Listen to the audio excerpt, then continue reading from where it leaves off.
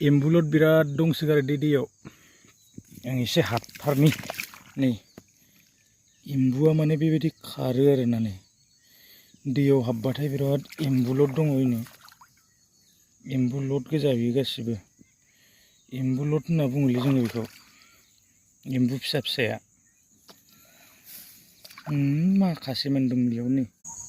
बरायफिनलायबाय रायजोफोर फिन खेबसे बयखौबो चेनेलाव जायफोरा मोजां मोनो नैबे भिडिअखौ एसे नायनानै लादो आरोना थ' टाइटेलाव होखादों आङो सावरायबाय थानाय टपिकखा थ' जोङो बयबो नेनानै दङ बयबो मिथिनो मोनखाबाय थ' बिदिब्ला जागायलांदिनि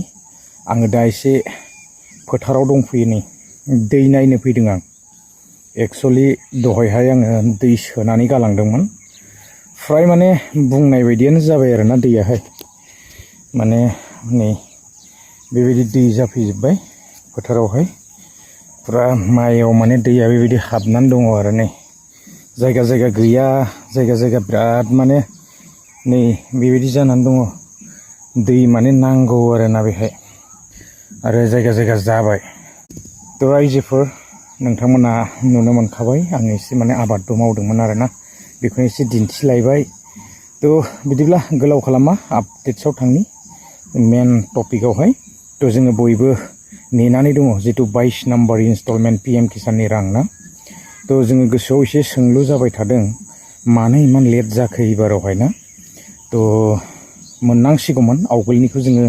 नायहरोब्लाथ' दाहालागै माने फैसाया हाबनो जाबायमोन आरोना 2,000 जा 3,000 जा जोङो गुबुन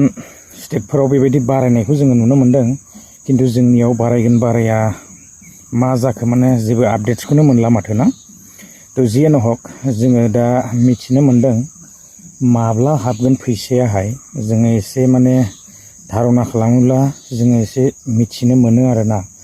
फैबाय थानाय जोंहा जितुनिखि 13 मार्चआवहाय मदि साहाबा फैगोन ओरै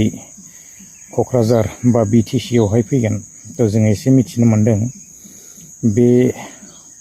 हबानि गेजेरजोंसो सोनानै हरसिगोन ना मासो बेखौसो एसे सोंलु जाबाय थादों आरोना थ' मिथिनो मोनला एक्जेक्ट नङा आरोना थ' बेबायदि जेबो आपडेट्स गैया थ' फाइनाल आपडेट्सफोर मोनोबा लानानै फैगोन नाथाय जोङो साननानै नायहरोब्ला मिथिनो मोनो आरोना थ' फैबाय थानाय बे 13 मार्चआवनो निस्सय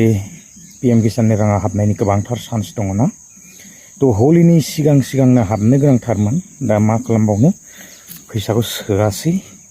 थ' सोआबाथ' आरो जोङो जेबो खालामनो हाया नामा थ' एसे नेनानै थादिनि आरोना रायजोफोर थ' आङो दा एसे फोथाराव दंफैयो एक्चुअलि नै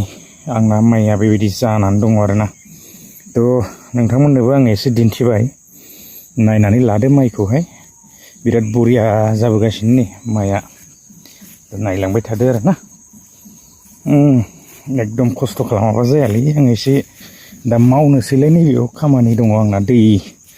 सोगासिनो आङो बेखौ एसे नै बन्द' खालामनो फैदों आरोना नोंथांमोननोबो एसे दिन्थिनो नै दैया माबायदि बाज्रुमगासिनो दं बिराद बरियानो माइयावथ' आरो दै फैयाबा जायाना बेबायदिनो दै होनांगौ जायो बिराद खस्थ' जायोना थ' आबादा आरो बिदिनोसै आरो एसे आङो दा बेयाव खामानि दङ थ' बेखौ मावनानै लानि नै बेबायदि गायनाय जादोंमोन माने बिदिब्ला रायजोफोर गोलाव खालामला आपडेट्सआ बेसेखिनियानोमोन जोङो नेनानै थानि 13 मार्चखौहाय आरो बिनि सिगांबो हाबनो हागौ आरोना एक्जेक्टलि माने कनफार्म नङा थ' बेबायदि भिडिअसफोर बानायबाय थानायनि थाखायनो खायफाया रागा जोंदोंबो जानो हागौ दै कमेन्ट हरगासिनो माने भिडिअ बानायनांला होननानै थ' दा जोंबो एक्जेक्टखौ बुंनो हाया निउसआ माने फोसावबाय थायोना थ' गोबांथार समाव बेबायदिनो गुलुं गुजुं खालामो हाबसिगोन जिखुनु मुहुर्तआवनो फैसाया हाबगोन होनो ओमफ्राय गैया आरोना थ' माथो बुंनो जोङो दा नेनानै थानि थ' आपडेट्स फैगोन निस्सय ना गोलाव खालामला नेक्स्ट भिडिअ लोगो मोनगोन गोजोन्थों बाय